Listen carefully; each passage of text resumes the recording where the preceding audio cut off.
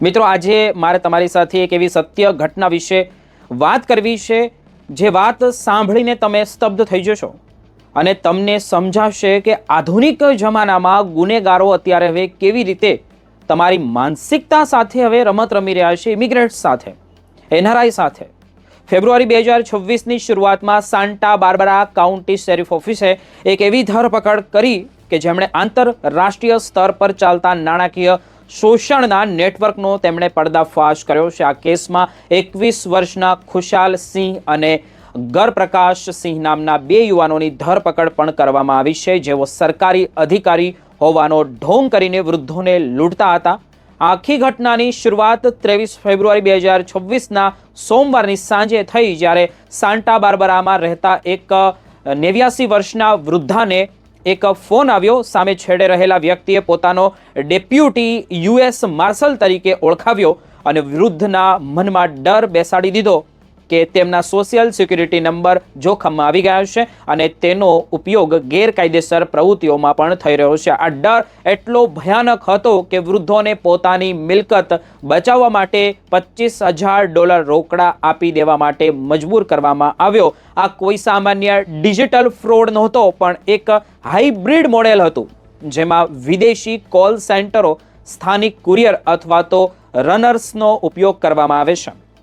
આ ભોગ બનનાર વૃદ્ધોએ ડરના માર્યા સોમવારની રાત્રે જ $25,000 રોકડા એક અજાણ્યા કુરિયરને સોંપી દીધા હતા.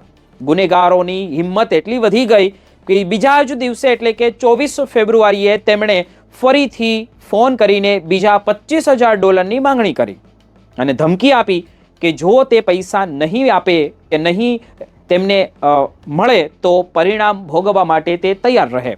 જો કે આ વખતે નસીબ જો કે પોલીસને જાણ કરવામાં આવી અને શેરિફ ડેપ્યુટીઓ ત્યાં છૂટકું ગોઠવાઈ ગયું અને જ્યારે આ બે યુવાનો પૈસા લેવા માટે નક્કી કરેલી જગ્યાએ પહોંચ્યા, ત્યાં જ ભોગ બનનારને બદલે પોલીસ ઊભી હતી. પોલીસે તરત જ ટ્રેસી અને સેક્રામેન્ટોની આવેલા બે રનર્સની ધરપકડ કરી લીધી. તપાસમાં બહાર આવ્યું કે આ યુવાનો સેન્ટ્રલ વેલીના રહેવાસી છે અને તેમને ટેલિગ્રામ કે પછી વોટ્સઅપ જેવી એપ્સ દ્વારા લોજિસ્ટિક મેનેજર જેવી નોકરીઓની લાલચ આપીને આ ગંદા કામમાં ધકેલવામાં આવ્યા હતા.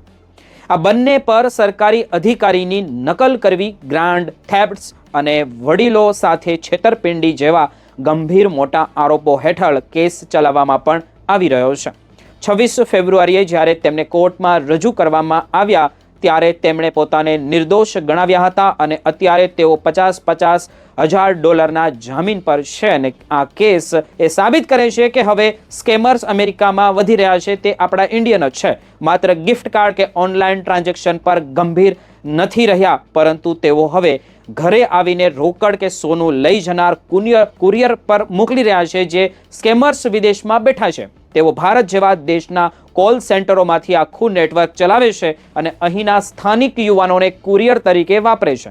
આખી રમત મનોવૈજ્ઞાનિક દબાણ પર આધારિત છે, જ્યાં પીડિતને એમ લાગે છે કે કોઈ તપાસનો ભાગ નથી અને તેણે આ વાત છુપી રાખવી પડશે. આ ઘટના આપણને એ પણ શીખવે છે કે કોઈ પણ સરકારી સંસ્થા ક્યારેય ફોન પર રોકડ પૈસા કે સોનાની માંગણી કરતી જ નથી અને ક્યારેય કોઈ અધિકારી તમારા ઘરે પૈસા લેવા આવતા નથી.